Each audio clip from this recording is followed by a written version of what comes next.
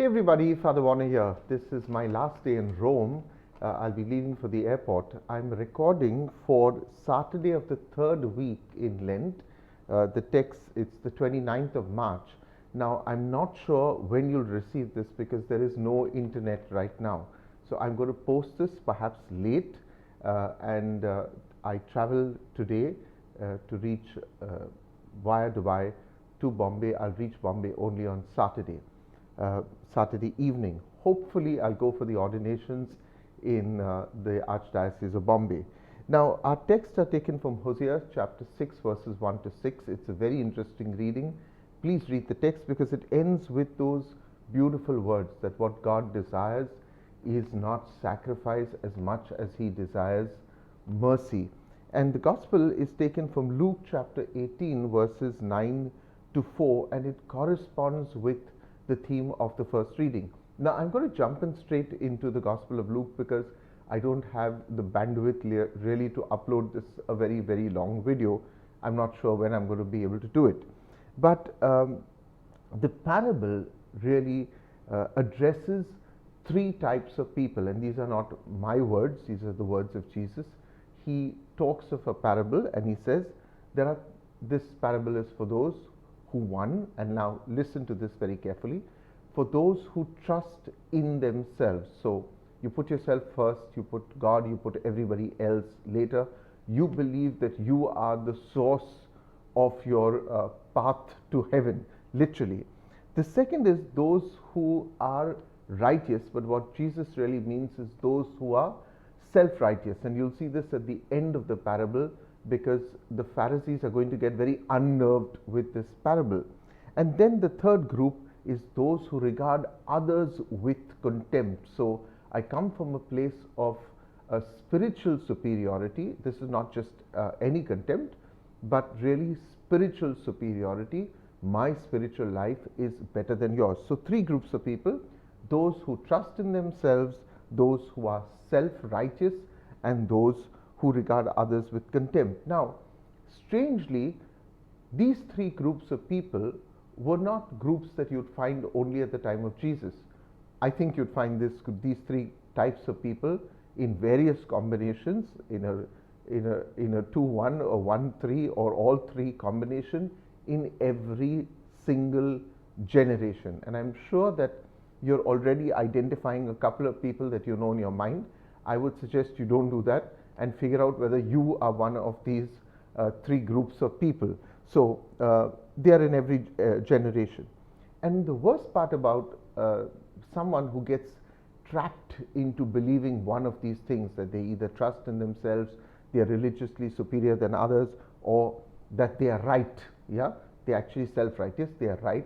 The sadness is that it is a trap, because you constantly tell yourself, look, I am spiritually better than you, and you have got it all wrong. And especially in the season of Lent, you tend to scoff at those who are, for whatever reason, not maintaining the same spiritual paths of prayer, fasting, and abstinence as you might be doing, to the degree also that you might be doing. You know, whenever I read this text, one of the things that I often think of is this particular lady, and she was so critical of her family members because all her nephews and nieces somehow managed to get married to people of other faiths, and she, made a big racket about it, till the day her own daughter came back home and said, look, I'm fallen in love with a person of another faith. So don't come from a point of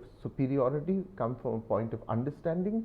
And I think this is also for areas of moral life sometimes that we don't fully understand. I'm not saying we give everybody a pass to do whatever they want, but I'm saying don't come from a point of spiritual superiority, I'm better than you. Now, really, the parable has two sinners, because you might think, oh, there's only one. There's a dishonest sinner and an honest sinner. I know it sounds ironical, but one sinner is truly honest, the publican. He appears. The publican is another word for a tax collector. That's what it really means. And there was another sinner who was dishonest. He masqueraded as a very self-righteous, spiritual devotee, and that is the Pharisee. Now, we are told that both the men come up to the temple. Remember, up to the temple, because Jerusalem was a mount, so they come up to the temple. Both have come to pray. One is a Pharisee, one is a publican or a tax collector.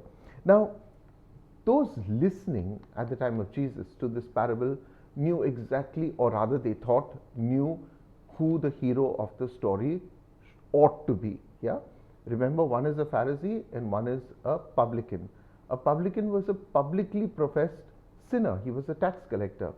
The Pharisee, in the eyes of everybody around, was the hero. Why? Because they were the ones who were always righteous. They were the ones who thought that they were going to heaven, and they considered others with contempt. And Jesus is really addressing these kind of people. He's not only addressing the Pharisees at that time, he's addressing the Pharisees amongst us. So everyone sitting around listening to this parable heard a Pharisee and heard a publican. They thought, rather, they knew the conclusion of this parable. They thought they knew who the hero of this parable were, and as you'll see, they will be left foaming at the mouth. But we are told that the Pharisee, the Pharisee comes into the temple, and you can see this air of arrogance. He stands by himself. This is a very poor approach to prayer. The Our Father is not my Father. It is our Father. It is a community prayer, and we come to church not to find seats that isolate us from other people. In fact, we should seek those, I think, who are sitting in a little bit of a corner because they may be in need of our love and affection.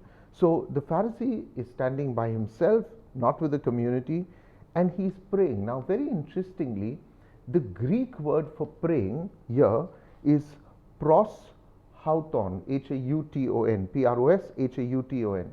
Translated, it means he is praying to himself. Now, you'll see the difference when we come to the publican, because we are told in Scripture that he is praying to God. The first one is praying to himself. The second one is praying to God.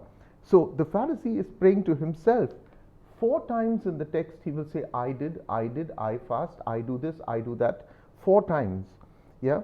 And he thanks God, ironically, that he is not like the others, and especially not like this terrible tax collector. Now, this is very often our prayer. Lord, I'm not like them. But only God knows what you are. So, while we pretend from the outside to be extremely spiritual, one ought to evaluate for themselves what's going on inside. So I'm not like these thieves, I'm not like these rogues, I'm not like these adulterers, I'm even more not like this tax collector. And then he goes on to give his credentials. I fast twice a week. The law of Moses never asked them to fast twice a week. Yeah, there was only one annual fasting. This they chose. I give 1/10 of my produce. Okay, wonderful. The Jews gave a tithe. That's why you get the word 1/10. But the question is, after giving all of this to God, what difference does it make to you as a person? Have you become a better person to your neighbor? And this is key to the parable. Now look at the tax collector. He's just the opposite. He is standing far off, not away from the community, but because of his own personal shame. He does not look to heaven because there is a sense of guilt that he has and shame, and he beats his breast. Now, let's make this very clear. No one is praising the sin of the tax collector. No one saying that because he comes to God in this humble manner, he needs to get a free pass. No one is saying that. So, no one is praising his sin. I think what we are looking at really is his effort to repent, the desire on his part to come clean with God. That is what is commendable, rather than the Pharisee who is just blowing his own trumpet. Interestingly, as I said, in the case of the Pharisee, it was proshauton. He's praying to himself. Look at the text now. It says he is praying. The publican is praying to God, and he says, be merciful to me. And he admits who he is. He says, be merciful to me, for I am a sinner. That's how the Mass begins.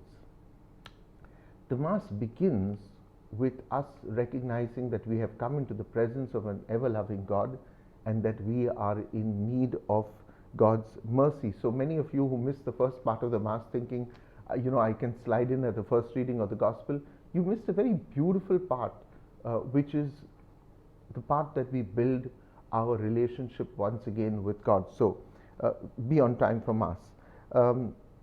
Now, interestingly also, the tax collector does not come with conditions to prayer like the Pharisee did. He doesn't come parading all his good deeds. Lord, I served in the parish council and I gave communion to all those who are sick. No, he doesn't come parading his deeds. He just comes as he is. He says, he confesses who he is. He says, I am a sinner. And in that sense, I want to say that the way up is the way down. Yeah, a sense of humility before God is the most beautiful thing. No matter how many medals we think we have won for ourselves in God's eyes, we should be. There's a difference between being proud and pride. We should not have pride. I can be proud of someone else. I can be proud of my country. But pride means that the focus of it all is me. That comes from a sense of arrogance. So in many ways, this was a very, very radical teaching. As I said, at the end, Jesus says, who was justified? Now, what is justified? Justification means I'm accounted as righteous in the eyes of God. And Jesus says, who was right in the eyes of God?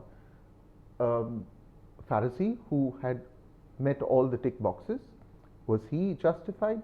Or a publican who would not even look to heaven, beat his breast and said, I'm a sinner, forgive me. And Jesus says, it was the publican. You see, the end of the story there must have been a collective gasp among those who listened, because they thought the hero was the Pharisee. I think heaven is going to be a place, if I may say, of many surprises, because the first will be last. I'm sorry if you received this teaching late. As I said, I don't have access to internet. I've woken up early in the morning at 6 o'clock to do this recording. It is Friday here in Rome, but while it's 6 o'clock here, it must be almost close to 10 o'clock in India. But I hope that sometime during today we do get some Wi-Fi and I'm able to upload this for you. I will not do a teaching for Sunday, okay, because I'll be traveling, but you'll get your teachings from Sunday evening, from Monday onwards.